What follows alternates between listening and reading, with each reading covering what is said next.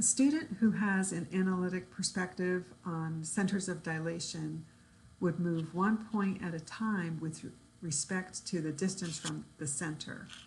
So to illustrate what a student might do, for this particular figure, I used a scale factor of 1/2 to create a few of the image points B prime, C prime, and D prime from the pre-image points B, C, and D.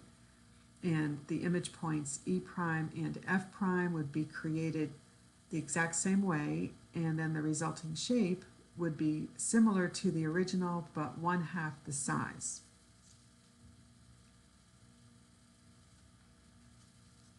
A student who has a holistic perspective to centers of dilation could connect a line from the center of dilation to a point on the figure and then measure the line.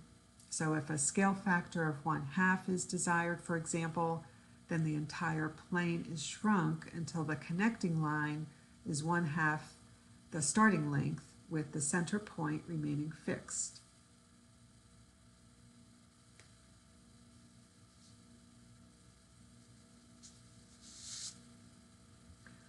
A student who has an analytic perspective on centers of rotation would rotate the figure one point at a time and then connect the points with segments. So in order to illustrate this, I have shown the movement of the pre-image points A and B as they rotate 90 degrees to create the image points A prime and B prime. A prime and B prime are on segments that are perpendicular to A and B respectively, and the distances from the center remain exactly the same. And then the student would use the same procedure for the other points and segments in order to arrive at the final image figure.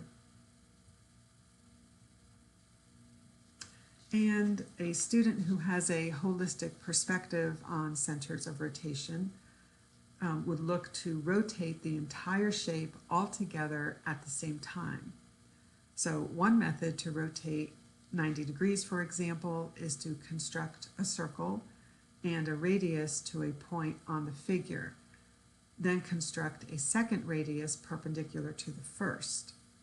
Using an additional point, A prime, as a target, the entire figure would rotate until A prime is positioned where until A is positioned where A prime was previously.